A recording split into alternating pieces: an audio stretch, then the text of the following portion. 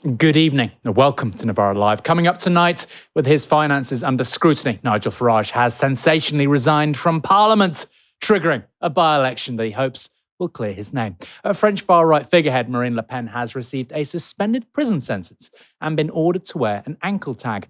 Donald Trump's direct line to the top brass of FIFA appears to have done the US team no good. They've just suffered a knockout 4-1 defeat at the hands of Belgium. And the proposed UK media bill threatens to stifle independent creators right here on YouTube. Is Novara Media in the crosshairs? We hope not. I'm Aaron Bastani, and I'm joined this evening by Michael Walker. I'm furious. I'm furious because you're making it look like I'm overly sensitive when it comes to the heat. Because I've been telling our viewers that it's too hot in the studio, and there you are, sitting there smugly hosting a show, unaffected by the 30-degree temperatures. Yeah, well, it's 30 today. It's a bit cooler than it has been, right? I've been away. I've been in Barcelona, which was actually cooler than London, which is rather amusing, isn't it? It's going to get hotter over the rest of this week, so if Michael is hosting from home, please don't hold it against him. I would like to put it down to my Iranian heritage, a capacity to withstand the heat, but the truth is, I'm terrible with higher temperatures as well. And of course, it's easy for me to say, I'm going to come in and host. These guys are doing it every day for weeks on end. This weather is going to carry on all the way through to the last week of July, apparently. In any case, if you'd like to support our work, you can, of course, sign up at novaramedia.com/support.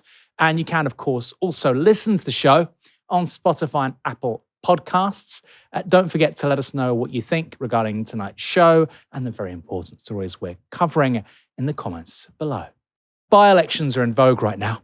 Andy Burnham manufactured one to enter Parliament and presumably to become Prime Minister.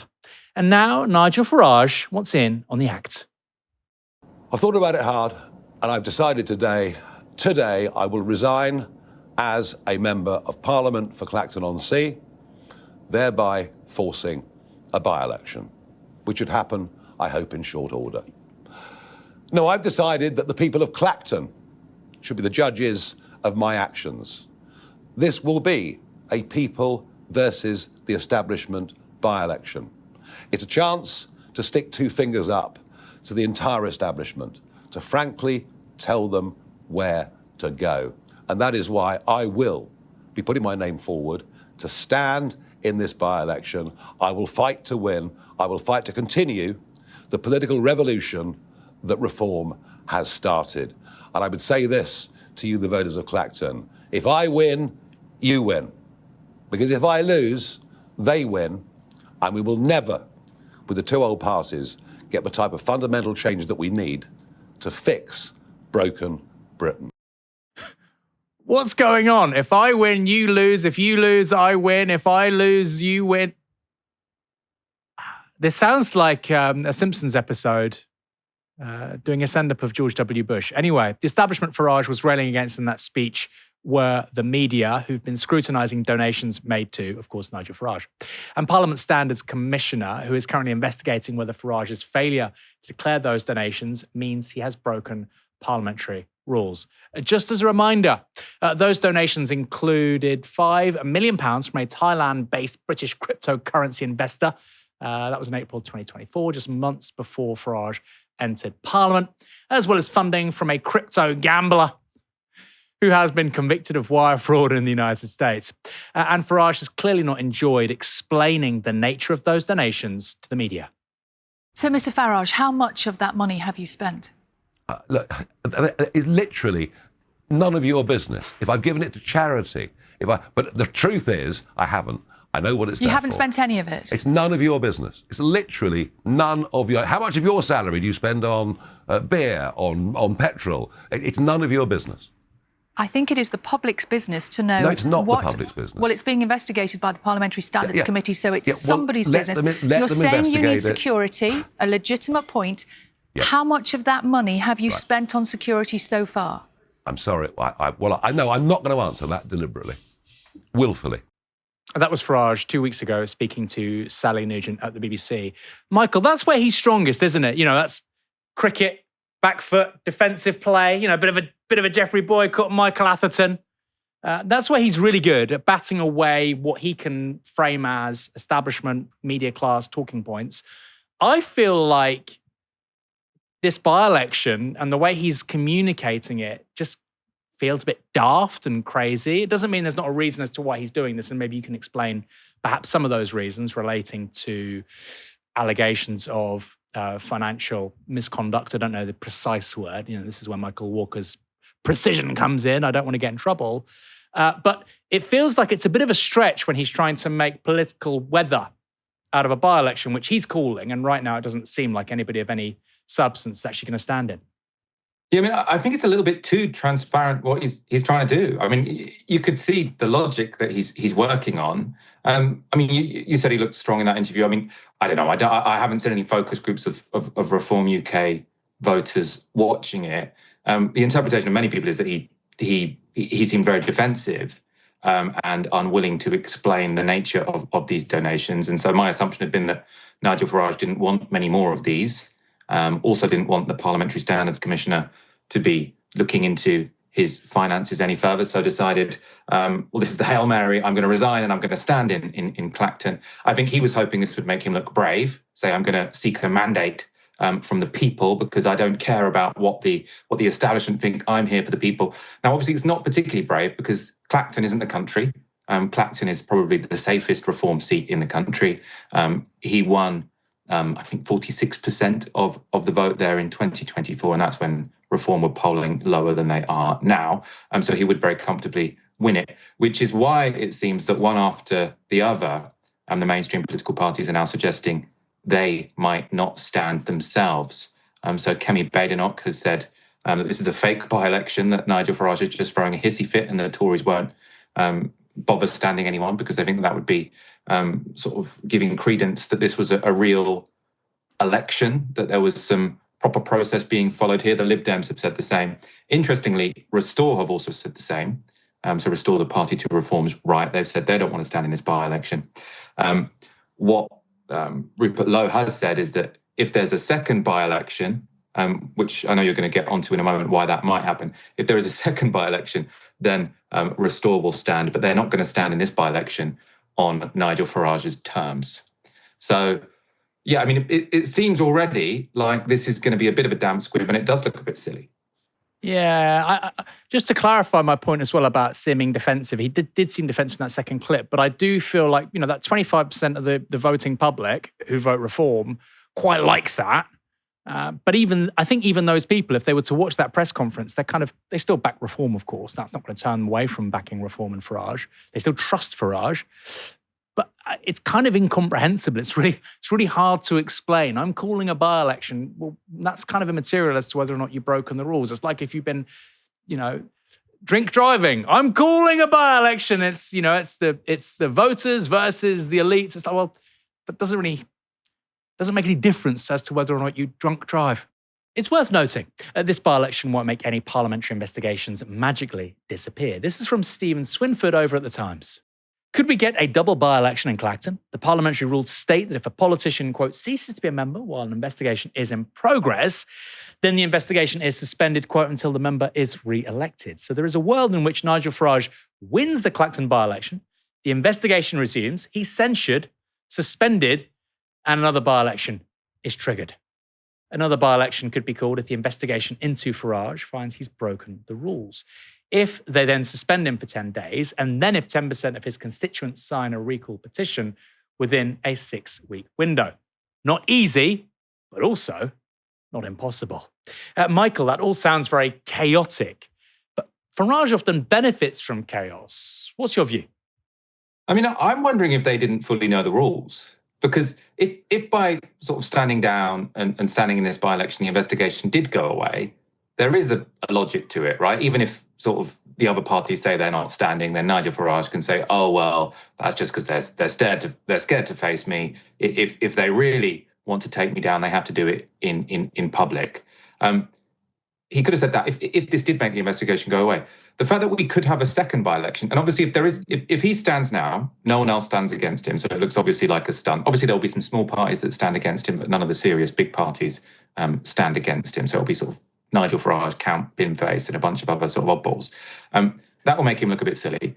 Then if he does get this censure from the Parliamentary Standards Commission, which, just to remind viewers, that's from this £5 million donation from Christopher Harborne, so the Thai-based crypto billionaire.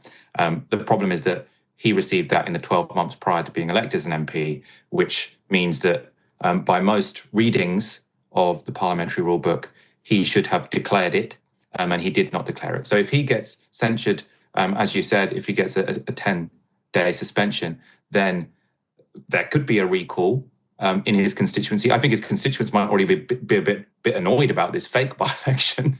So I imagine they would get the 10%, and then everyone would stand. And then you would have a situation where Restore are splitting the reform vote. The anti-reform vote will presumably coalesce around someone else. There's been lots of tactical voting against reform. So the second time around, he could actually lose the seat. And obviously, if he loses the seat the second time around, this is the biggest sort of instance of shooting yourself in the foot in political history. Like a party leader who is ahead in the polls, number one in the polls, probably a little bit spooked because Labour are about to get a leader who, for the time being at least, is popular, taking this bizarre risk, potentially not understanding the rules as he's going. And we could see him out of Parliament by the end of the year. It's all very strange. I mean, imagine you're just a regular punter in that constituency. You're planning to vote reform. You're telling your spouse or your kids or whatever, your best friend at work, you say, look, the election's today, make sure you vote. And they're saying, what election? The election was in 2024. Or are there more local elections? What's going on? No, the by-election. Well, why is there a by-election? Because Nigel Farage is taking on the establishment.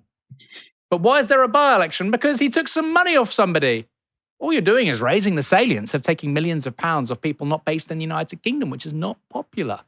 Farage's statement was recorded by Reform UK and distributed to the news channels. There was no chance for questions or any scrutiny. And you can see why Farage might want to avoid probing into some of his claims. And now they've come after our money. Now, to be clear, in the early days after the last general election, it was the huge increase in our membership at £25 a time that actually got us into a position where we could build a proper party.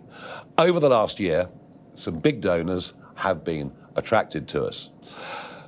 Extraordinary. These are men who've gone off as entrepreneurs around the world and succeeded. The sort of people we used to admire over centuries. Now government ministers refer to them in Parliament as malign actors. And so they keep changing all the rules again and again just to stop reform. Frankly, it is like living in a communist country. I could never have believed such a thing would happen here. Yeah, that's definitely in Stalin's memoirs.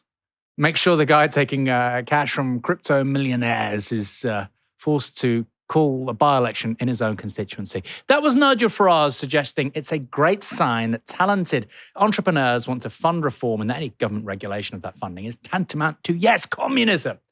Now, that might make you think that reform has the backing of industrialists and innovators, people leading a new industrial revolution who could be key to building jobs and wealth in Britain. But in fact, 2/3 of reform's funding comes from just one person. Michael's already named him, Christopher Harborne, who has donated £22 million to reform and its precursor, the Brexit Party. And where does Harborne's money come from? As we've said, crypto. The last time I looked, there aren't that many jobs in crypto. Crypto isn't going to be building the infrastructure the UK desperately needs. And what's the reason he might not be able to fund reform anymore? Is it communism? Is it because people don't like him? No, it's that they don't want major funding of political parties to come from people who aren't based in the UK. And Harborne, though a British citizen, lives and works in Thailand.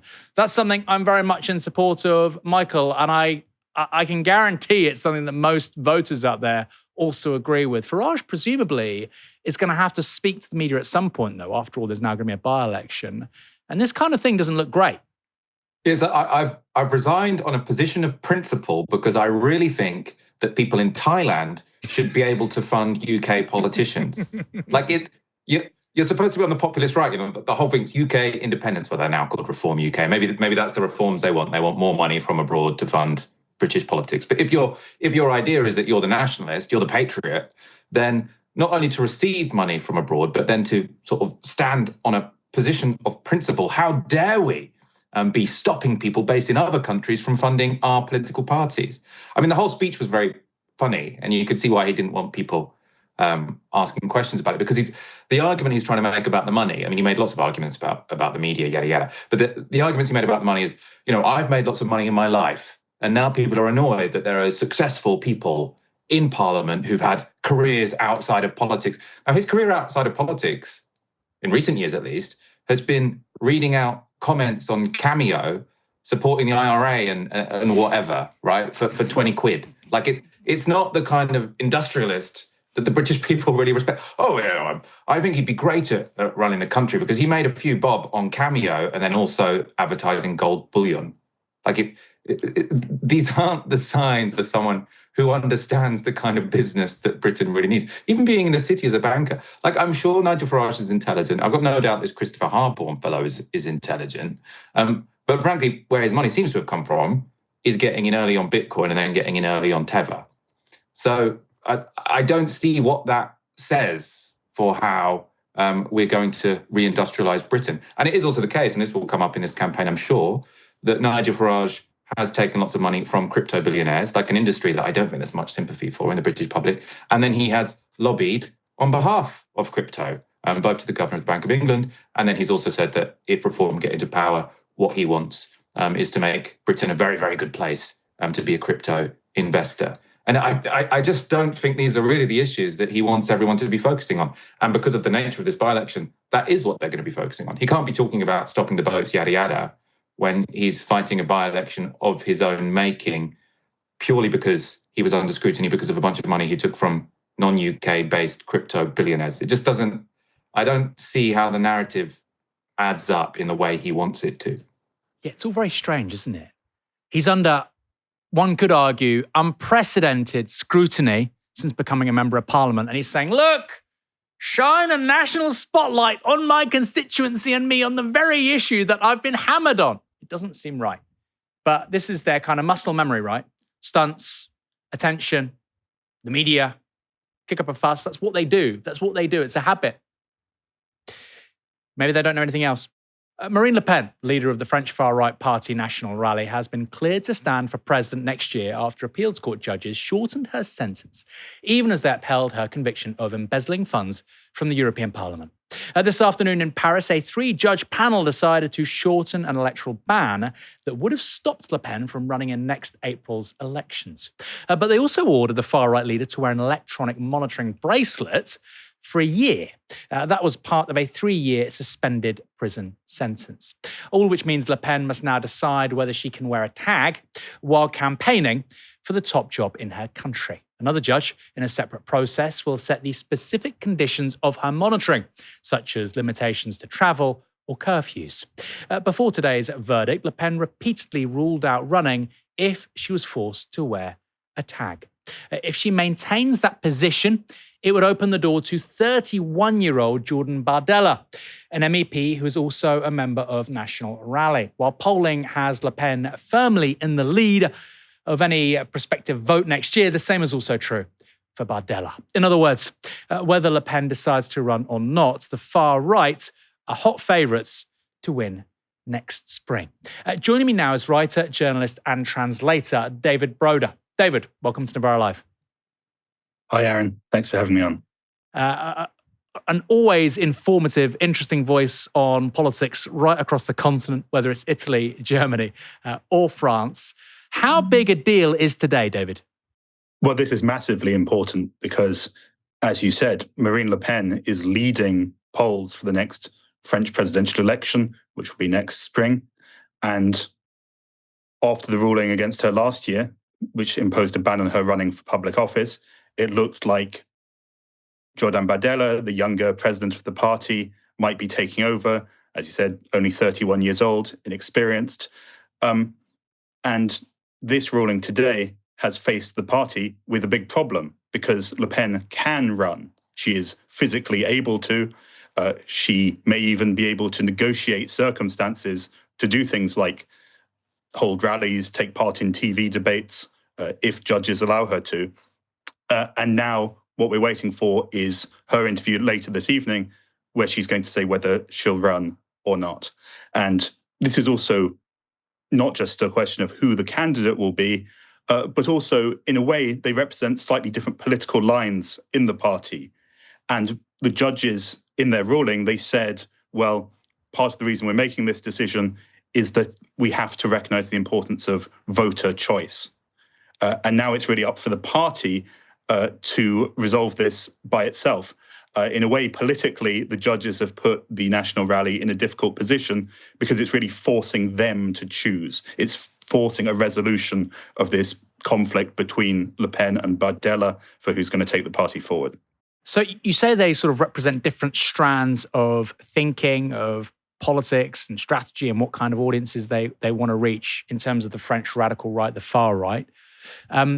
What are those differences, and who is the better candidate if it is a close race next April? And right now, we have to be honest, it doesn't look like it's going to be a close race.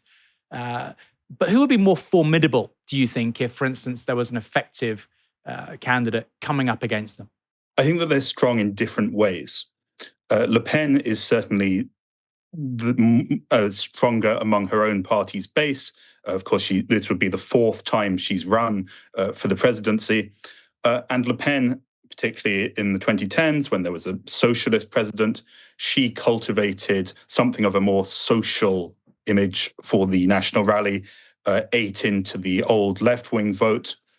And Bardella, his strength is instead that he represents something of a change of face in the party and is probably better able to reach out to existing right-wing voters, voters for the Gaullist or conservative right, perhaps more middle-class, more aspirational voters, and more straightforwardly stands for sort of market liberal economic ideas. One indication of this is the fact that while Marine Le Pen wants to maintain the pension age, to not go through with the reform that Macron pushed in recent years and which caused so much conflict in France, whereas Bardella actually wants to make the system even more individual, even more based on contribution, to privatize it further. He says that what his RN, his National Rally, would do is create order in the public accounts and order in the streets. So even though in some ways, in terms of communication, we could say, well, Bardella's perhaps not such a great debater, he's still very young, he's easy to accuse of being unprepared, perhaps a centre-right candidate like Edouard Philippe, who's probably the front runner to be the main centre-right candidate, would accuse Bardella of being inexperienced.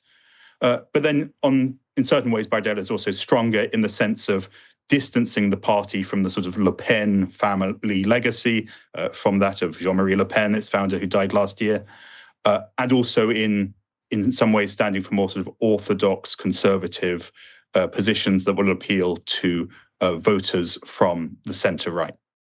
What you're saying about Bardella just makes him sound kind of like a formulaic centre-right European politician. Is that what's going on? If Bardella does become the candidate for National Rally, should we start to think about them as actually leaning into a quite recognisable tradition across Europe, i.e. sort of a radical but still very much Christian Democrat centre-right? Well, in certain ways, I think we can see Bardella as somehow parallel to the example of Giorgia Meloni in Italy, in the sense of taking a party with a radical and even fascistic past and trying to steer it in towards more mainstream positions in terms of things like budget deficits, public spending, the NATO alliance. Bardella has notably tried to distance himself from the party's kind of past ties to Russia and the fact that it used to receive loans from a Russian bank under Le Pen's leadership. So in some ways, he's moving the party into a more conformist terrain in terms of the sort of framing structures of politics. If we remember 10 years ago when Le Pen ran for election, she said she wanted France to leave the Eurozone. When Bardella was asked about that recently, he said, well, that's not something they're no longer interested in. They want to change Europe from within.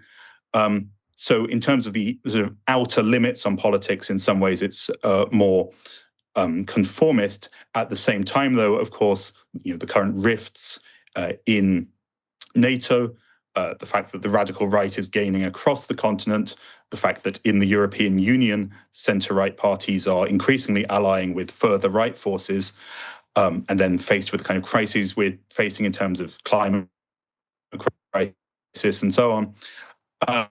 In some ways, it's a more radical type of right that's taking over, and it's also winning personnel and voters from what might have previously been considered the more sort of normal or conventional centre-right.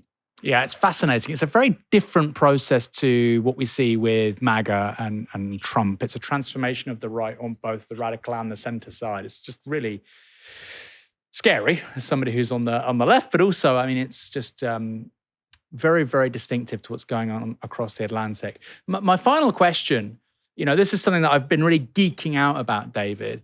What's happening with the French media landscape, and how is that helping the far right? There's a figure over there called Vincent Bolloré, or Vincent Bolloré. I can't say his name. I can't speak French, sadly. He's very much viewed as the kind of Murdoch figure in the French media landscape. He bought a publisher. Loads of people subsequently left. He owns a newspaper, Le Journal du Dimanche. He has a TV channel. What's been the role of the media in mainstreaming National Rally? Because, they've been around for a very long time, of course, this part of the French right, the far right. But it feels like it's a different creature in the last 5 years. Yes, absolutely. Vincent Bolloré's media empire is truly vast, including the biggest TV stations and newspapers and book publishers. And it's important to realize that the overall public debate in France has tilted very strongly to the right. So it's not just because of the campaigning of National Rally, it's because the national conversation is obsessed with these issues of immigration and Islam, and indeed many of the people who are normalized in French public debate are far to the right and have much more radical positions even than the National Rally itself. So, of course, candidates like Eric Zemmour have helped to push the detoxification of the National Rally, because in some ways they're less radical than a lot of where the public debate is in very mainstream media. Also, of course, it's part of the story I was mentioning about the convergence of parts of the centre-right and conservative establishment and far-right. The National Rally is no longer a party that says, we're neither left nor right. Major parts of the French establishment and French capital are lining up behind National Rally. That's not because there's a collective choice by all rich people in France to back them, but what we certainly can see is these media billionaires, people in finance, in fintech, rallying behind this party. First, their goal-scoring striker was suspended, having correctly received a red card in the previous game. Then the rules were bent, some would say outright trashed. Political interference from the most powerful elected person on earth? Absolutely. And still, they lost. In the early hours of this morning, British time, Belgium beat one of the hosts of this year's World Cup, the United States. Now, if you aren't familiar with the controversy preceding that game, you're probably thinking, so what? After all, Belgium, despite being a much weaker side than a decade ago, are ranked 9th in the world by FIFA. Most Americans, meanwhile, think football is a game you play with your hands. How absurd.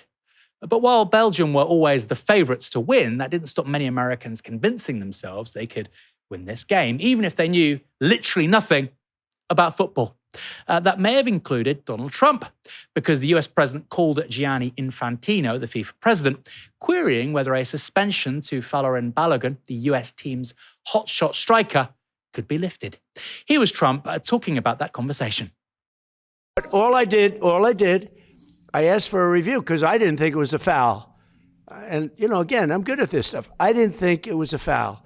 I thought it was two great athletes that crashed into each other and got entangled. That was not a guy punching somebody in the face or anything that, would be different. And I think it's a terrible, if they wouldn't allow, a top player, maybe the best, maybe among the best players on the team to play, I think it would have had a big stain. And I related just that feel. I didn't tell him what to do. I can't tell him what to do. But and I don't believe he made the decision. I think it was a committee that made the decision. And they made the right decision because, number one, it wasn't a foul. And you want to see a game with your best players. You don't want to say, how would you feel if I took, we take Messi out? Look, he ran into somebody. Or we took Ronaldo, you bunked into somebody, we're going to take you out of a game. He's great. Or Harry Kane. Harry Kane, we're going to take you out of the game, Harry, because you happen to hit somebody a little bit harder than you can't do that. And I think the referee's call was horrible. And nobody talks about that. They talk about the red card like it's fine. Nobody talks. The referee's decision to red card. I didn't know what the hell a red card was. When I found out, I said, you got to be kidding. This guy just hands up. Okay, your best player is not going to play next week or in the next game. I said, wow, that's a lot of power. That's terrible. But then I looked at his past, and it wasn't so great. I didn't know what a red card was, but then I found out, and I said, this is crazy. How's that a red card? He's talking about Favours Balogun, by the way, like he's, Lionel Messi. This is a guy who I think scored 3 goals in the championship 4 years ago, then went to France. He's had a good season in France, and now he's, I think, Monaco, right? The way they talked about this guy, you thought, wow, it's like Messi in 2022 for Argentina. Favours Balogun can single-handedly take the United States men's team to the World Cup final. As we've just seen, no. Slightly wishful thinking there. And I don't mean to be derogatory about anyone's appearance. I think that's a really horrible thing to do. But that lady in the corner, maybe you can rewind this, if you're watching the upload later on. That lady in the corner probably spent a few too many weeks at Mar-a-Lago. Very strange American politics with Trump, isn't it? Not long after, it seems that Balogun's suspension was indeed suspended.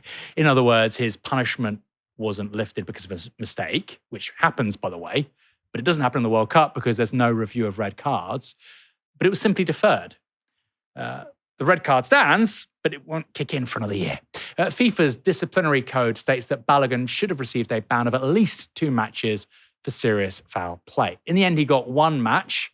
It was a 1-match ban, already very strange, and something FIFA, the game's governing body, wouldn't actually explain. And then, the day before the Belgium game, after news of Balogun's suspension broke, FIFA explained their reasoning for this sudden act of charity by pointing to Article 27 of the FIFA Disciplinary Code.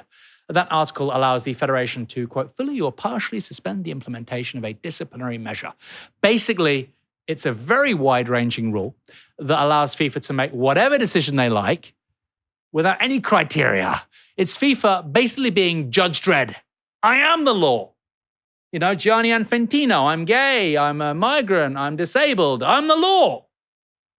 In response to that news, there was incredulity from many. Not Donald Trump, though, who said this on Truth Social.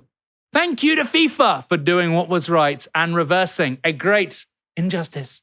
President Donald J. Trump. Meanwhile, Belgium's coach, Rudy Garcia, said this.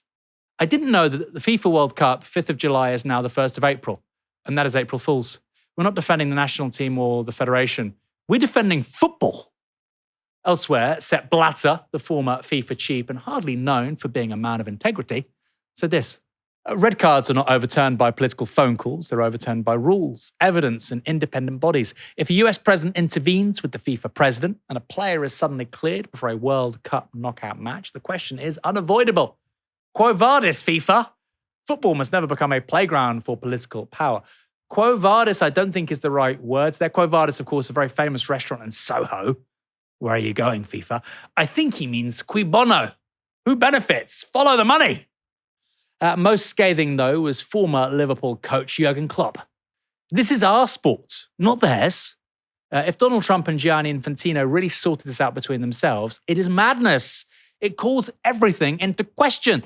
These two people, Trump and Infantino, who know nothing about football, should have absolutely nothing to do with this. A reminder, Infantino is the president of FIFA.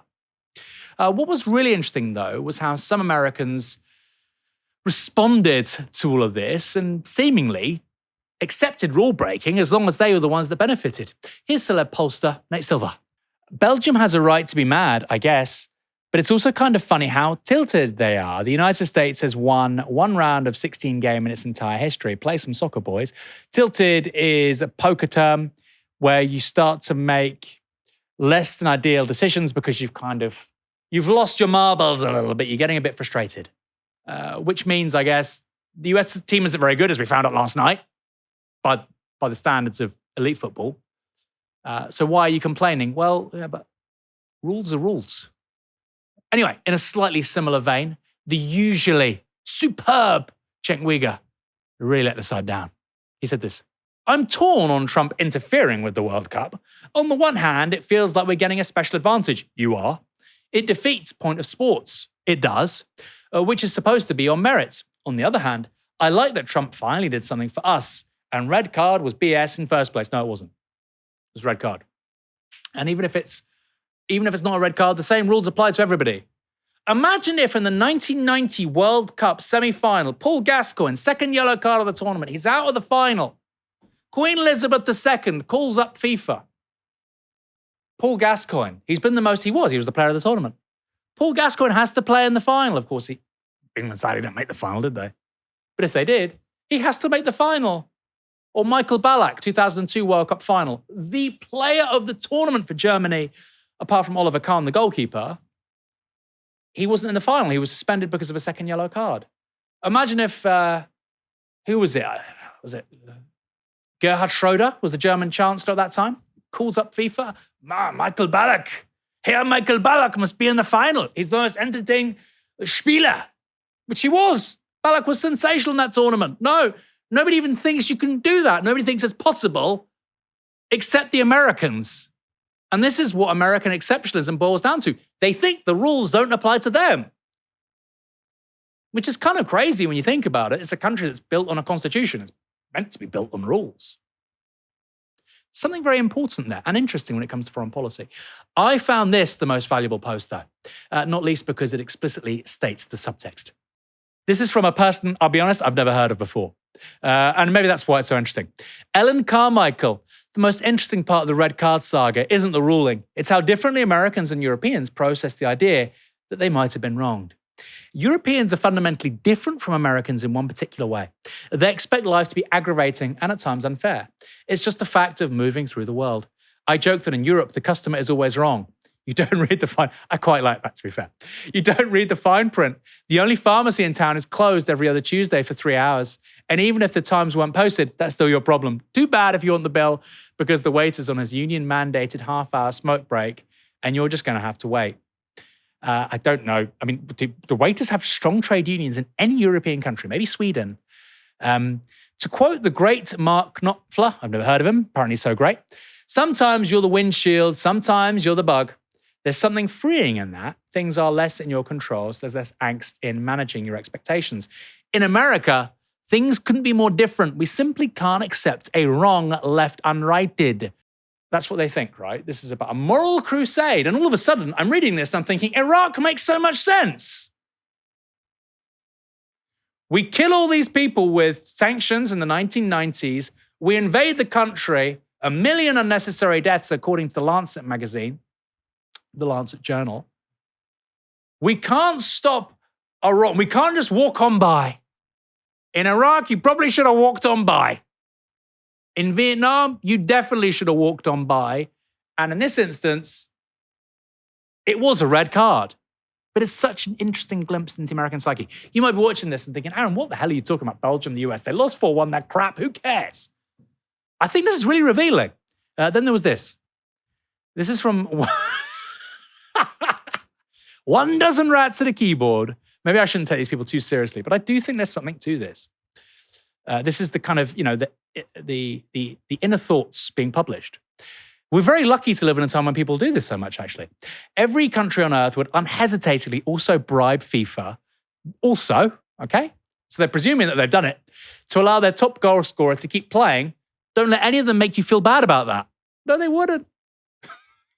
Nobody's even thought about this before. You sound like a 1970s Middle Eastern autocrat. The whole point of sport in Victorian England was about fair play and impartiality and rules. And I'm not a romantic about Britain. I don't think Britain gets everything right. It's certainly not in the 19th century.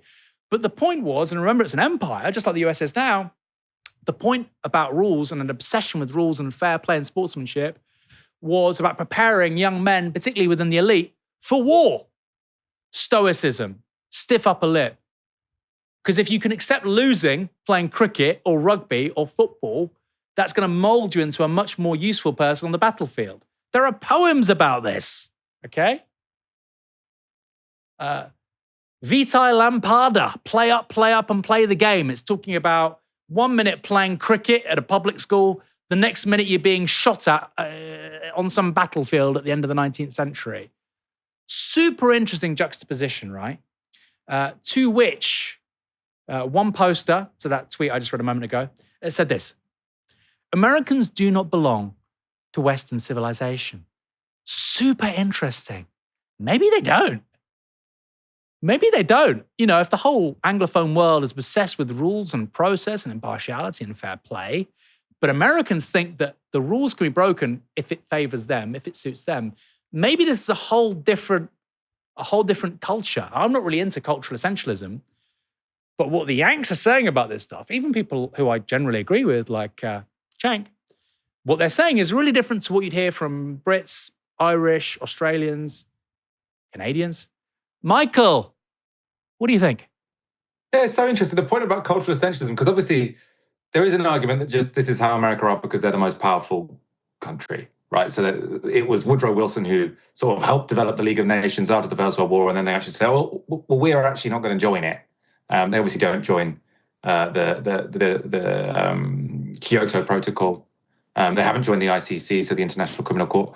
And you might say that's just what any country that is the most dominant one does. If you are the most powerful country, why would you succumb to the rule of others? Maybe Britain would do the same if we were the strongest country. I mean, we did have an empire and we were the strongest country, so it's very plausible that we would be just as unscrupulous if we were still the world's supreme power. But then the idea that because I think that tweet has a lot of truth to it, right? That in Europe, the customer is always wrong. I mean, that's how I feel. I mean, I sort of embrace that. That's sort of like if I get the wrong thing in a restaurant, unless I'm like allergic to it, I'm going to be like, oh, okay, it's not the end of the world, is it? Yeah. And I think America does have a different culture. I mean, that's one of the reasons why people are so sort of inclined to sue people. Also interesting, this isn't the first time the Americans have intervened in a World Cup to put their thumbs on the scales. And the previous time was actually more dramatic. So in 1970, it's a BBC investigation. So I don't think it's 100% confirmed, but a BBC investigation found it to be very, very highly plausible. The CIA poisoned England's goalkeeper the day before the quarterfinals because they wanted Brazil to win the World Cup. And the CIA wanted Brazil to win the World Cup because Brazil had recently had a US-backed military coup. And the Americans thought that if the Brazilians won the World Cup, this would be good for morale in Brazil. Obviously, England had won the World Cup in 1966. So they thought that if we give gastroenteritis to the other good team's goalie, then Brazil could win and all will be well in our client state, Brazil. So actually, I mean, in a way, that's more outrageous than what Donald Trump has done. Although I suppose the CIA at least did it privately, whereas Donald Trump is the kind of guy who will just publicly say, yes, I wanted our team to win, and so, yes, I did intimidate the head of FIFA. Yeah, by the way, this is a real thing. We're not just making this up. I think there's an Observer podcast series about it. This is how American empire works, right? For many English people, of course, it's the England national team in 1970. Probably the second best team in the tournament. Lost 1-0 to, some say, the greatest team ever, which was Brazil 1970. I didn't see them. I still say Brazil 2002 because I actually saw that team. But, you know, probably the second best team. And they lose in the quarterfinals against Germany because their keeper's out. They have Peter Bonetti instead. They concede 3 stupid goals. But for the American empire, well, this is just business. But for English people, no, the World Cup, we're playing different games here. We're speaking different languages. The American empire is ruthless. You know, they just kill people. Okay, they took a World Cup final probably away from England. So what? At least they weren't just killing people. This is what they do. This is why the left gets so angry about American empire and the CIA and Operation Ajax and Arbenz in Guatemala and the Indonesian Communist Party. You know, they're trying to explain to people, listen, what they do is evil. People don't understand. But then you say, well, it also includes depriving England of a World Cup final in 1970. Oh my God, I get it. The combination of social media and the rise of independent media means traditional elites are losing control of public narratives. And the British government has a plan to fight back. The government has launched a new green paper and public consultation called Watch This Space, a new strategic direction for UK media. The document contends that linear TV, with everyone watching the same few programmes on a limited number of channels, had been, past tense, positive for social cohesion. It says this is now being undermined by the availability of online content, unlimited in scope, and often curated into highly individualized feeds, which often means dubious quality of information. They say this creates an environment which, quote, is divisive and inaccurate in narratives that are more likely to thrive. The Green Paper proposes very anodyne solutions, for example, joint programs with public service broadcasters to promote media literacy. Sounds good. So the public is better equipped to identify misinformation. But this is the proposal in that Green Paper that is causing all the controversy. We will explore legislative options to require social media to make news content from public service media providers and potentially also national and local news publishers prominent and easily discoverable. This is crucial for countering misinformation, especially during times of social unrest or crisis. The public service media providers are currently the BBC, ITV, Channels 4 and 5, STV and S4C. The Green Paper says that they have to adhere to strict standards and also fulfill certain obligations. Historically, they've been rewarded by getting the most prominent channels on linear TV, so 1, 2, 3, 4, and 5. But the Green Paper says as linear TV dies out, they need to be guaranteed prominence by other means. Those means could include weighting the YouTube algorithm. That would be to favour public service broadcasters, and YouTube, as a result, is now encouraging other content creators to fight back. YouTube has sent a message to creators on the platform warning about the government's proposals and encouraging creators to respond to that consultation. It says this. The UK government is running a public consultation called Watch This Space, a new strategic direction for UK media. The proposals include mandatory changes to how content is delivered on YouTube. This could direct audiences away from your channel. As a UK creator, this directly impacts your future. Digital content discovery works best when driven by user choice, not legal requirements. Michael, you're a YouTube creator. You are the mastermind, or one of the masterminds behind Novara Live. Are you outraged at these proposals? Have they angered you?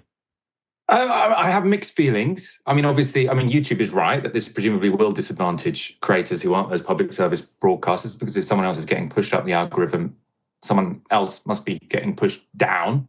That's how these things work. It's a little bit zero sum. At the same time, my position, I've said it many times on the show, is I think the ecosystem we have, whereby instead of people necessarily tuning into a show or tuning into a channel, you just have all of these various thumbnails competing for clicks, is obviously we do it, right? You have to do it. That's the system. But I don't think the net impact on society has necessarily been a positive one, right? I think it leads to the necessity for sensationalism. It does lead to people living in completely different worlds. It does lead to polarization, obviously. I think YouTube also saying, we think it's best when people get to make their own choices, and so they get their own algorithm, I think is a little bit self-serving, right? Because this is essentially YouTube saying, we don't want to be regulated, right? We want completely free run to do whatever gets the most clicks. And obviously the reason you have an algorithm that sort of pushes you stuff which conforms to your priors, which might shock you, is because they want you to watch the adverts, right? So that is why they don't want this impact. And I feel a little bit like they're using sort of independent creators as a human shield. I also think, I was reading the Green Paper today. The argument they're making, which is that sort of like there were responsibilities put on the public service broadcasters, and there was a quid pro quo. They would get those 1 to 5 channels.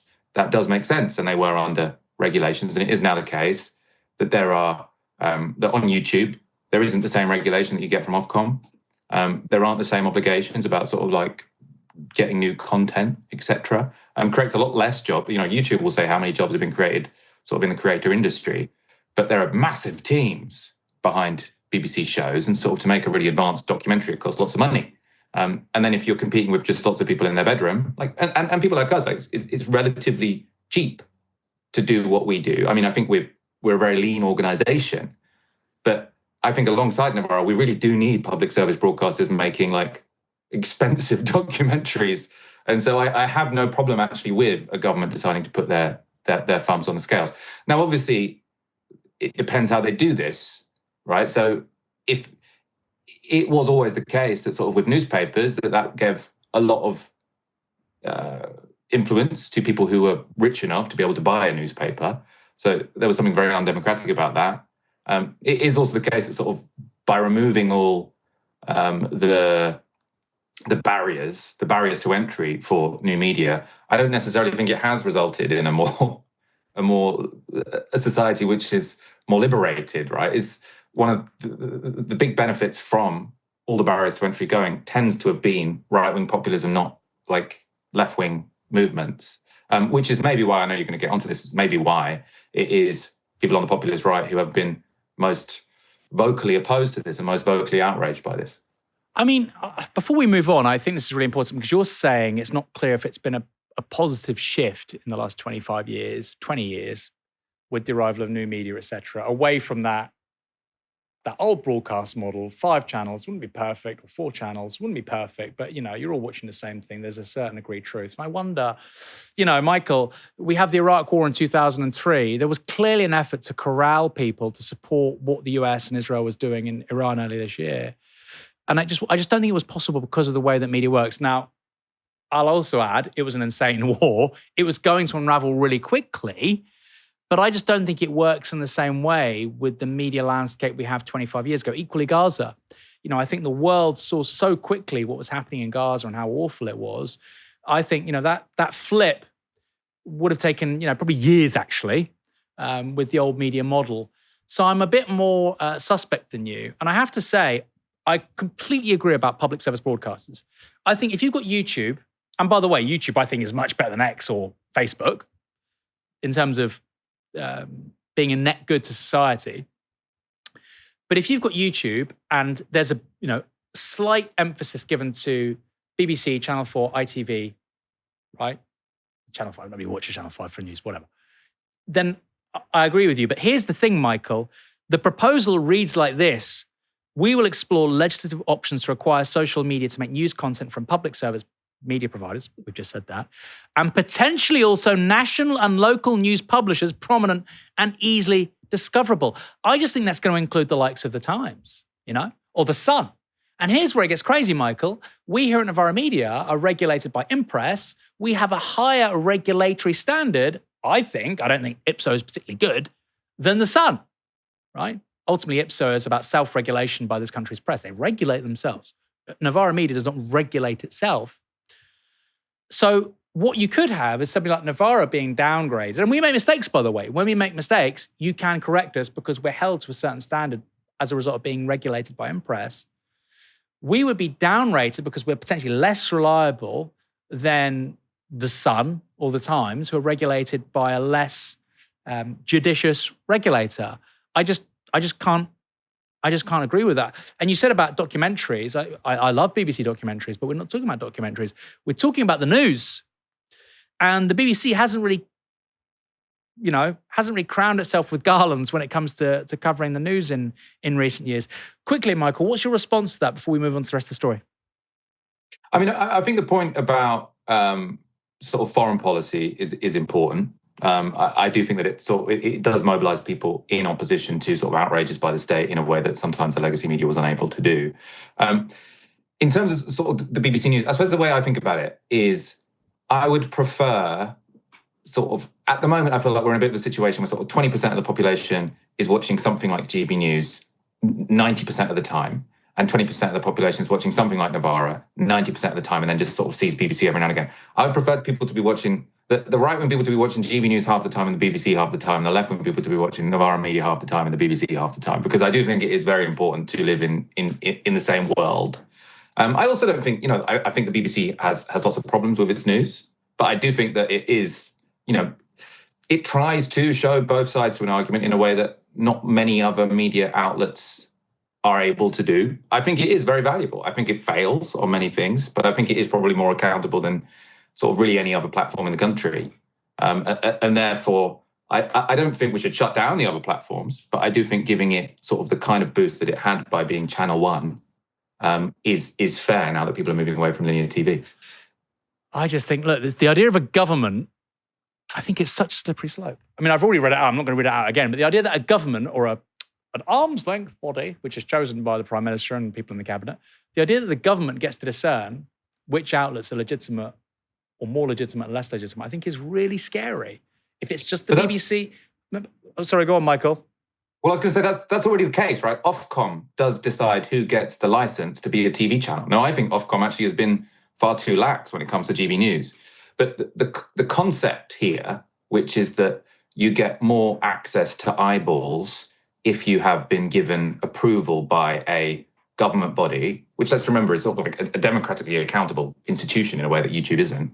Like, I don't think that is particularly new. Like, I think that is just returning some of the old rules to the new system, which at the moment is a complete Wild West. So hold on, you're saying that Ofcom, by the way, is the regulator for broadcast. Should Novara Media then need a license to broadcast? Is that what you're saying? A YouTube channel, if it's got 1 million subscribers, so why are you mentioning Ofcom then? Well, so I think it would be perfectly fair enough to say, if you get some sort of certification from the likes of Ofcom, then you can get a boost on the algorithm. I'd be perfectly happy with that. I think Novara should try and get that certification. I mean, maybe it would change our coverage slightly, maybe for the better. So I sort of disagree. We'll go on to the rest of the story and we can disagree a bit more. There are some things, I have to say, I do agree with parts of it, particularly on covering elections, by-elections. I think the standards are so onerous for broadcasters. If you said Andy Burnham's name the day before the Makerfield by-election, you have to name all the candidates, all the parties. Me and Michael, not that we did, can tell people how to vote. That is ridiculous. Because, of course, Novara Media is going from strength to strength. The biggest backlash has so far come from the political right. The YouTube message to creators went viral after it was shared by Basil the Great, a far-right account with over 300,000 followers. They support Restore Britain. Basil the Great said this: breaking, UK government to take control of YouTube algorithm. That's not true. This is pure authoritarianism. Keir Starmer's Andy Burnham's government is set to control the YouTube algorithm by law, stipulating that they must push approved content to UK citizens, and independent voices who criticise the government will be pushed to the back of the queue, making it harder for people to find. YouTube has acknowledged this is happening. This must be stopped. Meanwhile, Nigel Farage has said he would scrap any restrictions on the platform. Look at this appalling state censorship. Labour now want to seize control of YouTube's algorithm. They want YouTube to artificially boost the BBC and Channel 4's content and suffocate independent journalists and producers. The BBC has been biased to pro-mass migration, open borders and net zero views these past few decades. It's part of the reason we're in a mess. The BBC's own internal reports admit and document some of this bias. People have moved to X and YouTube in part as a response to it. And now, Labour want to control what they see there. Reform will scrap this heavy-handed lunacy. I wonder, Michael, is there a danger that people like you and me allow the right to be seen as the true defenders of free speech? Yeah, I mean, there clearly is a danger. I suppose the danger on the other side is that, I think YouTube are using creators as sort of like human shield so that they can continue to have sort of complete autonomy over what people see. And I don't think that's particularly democratic. I mean, I think also Nigel Farage probably, I think that in this Wild West, we've already seen what's happened. It tends to benefit the populace, right? And it tends to make just everyone a bit more angry, and it makes democracy very hard to do, right? So, and I think the people who are most likely to benefit from it are sort of Trump, Farage, etc., which I think is why they are the loudest about this.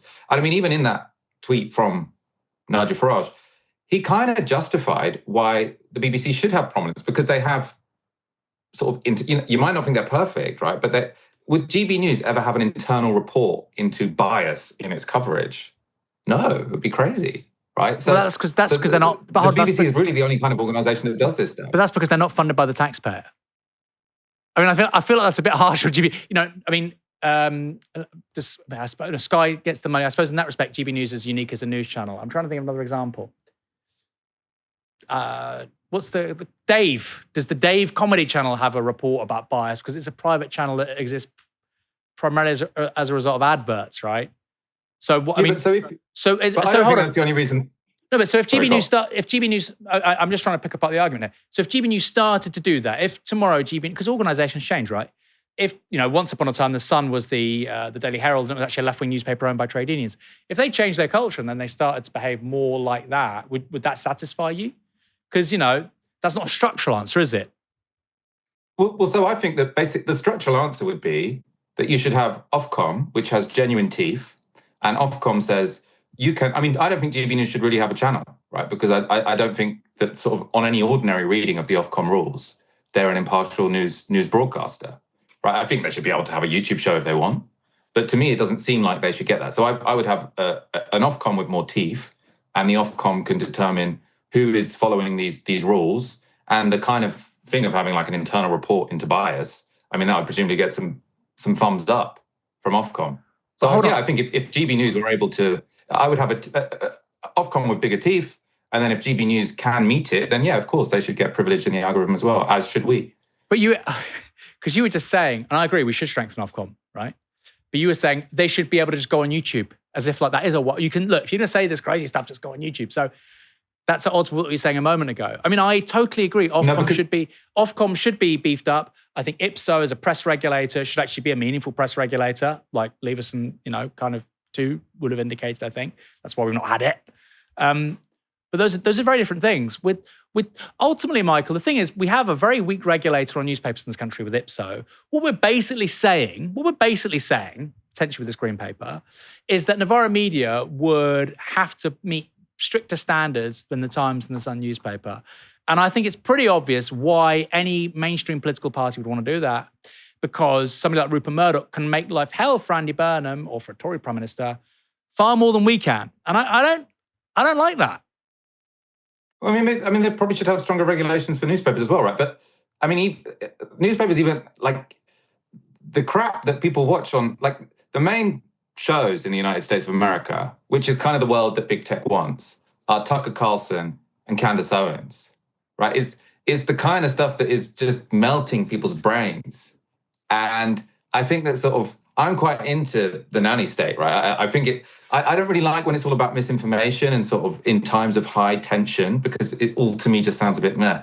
I'm like, I want us to be cultivating like healthy people who can sort of like relate to each other in society. It's the kind of Chinese Communist Party version of me, right? And I think that allowing the sort of YouTube model of discourse to dominate completely unrestricted and unrestrained, obviously I think TikTok's even worse, is wrecking society to some degree. And so in general, if the government says we're going to do something about this, obviously I think there are a million concerns that one can have, but I do think that something has to happen, and it's going to have to happen from the state. I just find it so strange. And look, I think there's major problems with social media. I just don't think YouTube's anywhere near Facebook, X, Instagram. I'm sorry. And also YouTube by virtue, and of course that's changed slightly with these shorts. And of course Novara Media posts shorts as well. But, it's an inherently long form medium, like, well, to a lesser extent than podcasts, but it's, it can be. And I agree with what you're saying about the American media landscape not being good, but I mean, I watch Tucker Carlson sometimes, and I often find him more informative.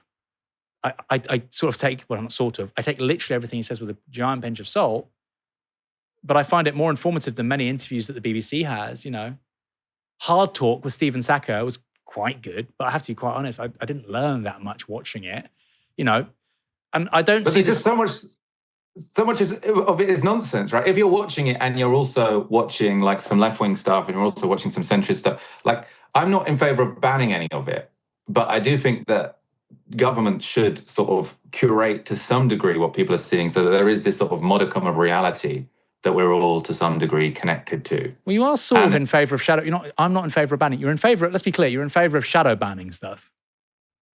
Well, I would do it more in a positive way. So as in I would shadow boost stuff, which is different from a shadow ban. But yeah, I would boost stuff that meets certain criteria. Well, look, the story isn't going to go away, and we can talk about it a lot more. I'm just very suspect to stuff. This is where I come out as a sort of classical liberal. The state is a wonderful thing, but it's a necessary evil. Human beings are faulted. We aren't perfect. And of course, this is not how you talk when we're talking about China, though. The state is an accumulation of people. Well, look at China. Well, this is a great example, right? China has made some incredible choices, some huge bets, which were right. It's also made some huge bets which were wrong, like the one-child policy.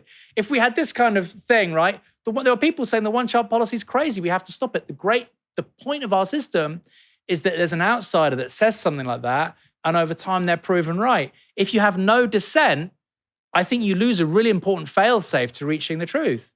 And I do think that's a big difference in Western China. And I think China's killing us right now. And I'm a Deng stan. I'm a bit more of a Mao stan than you are, Michael. But I just feel like we're losing something really serious and important in our culture if we don't have a place for iconoclasts. If we shadow ban iconoclasts, I think it's a really big problem. And I agree with you. So this is they're too central right now. I agree with you. But I think this proposal is going way too far.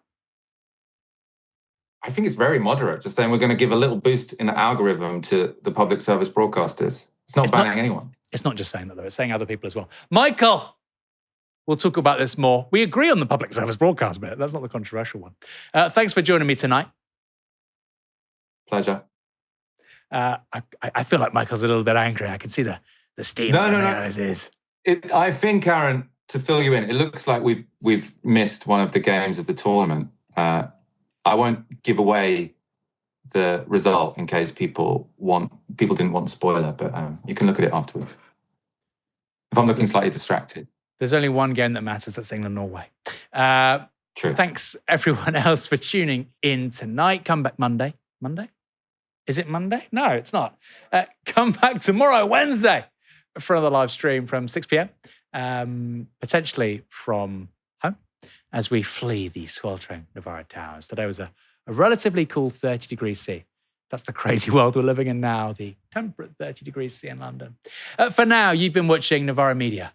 Stay cool.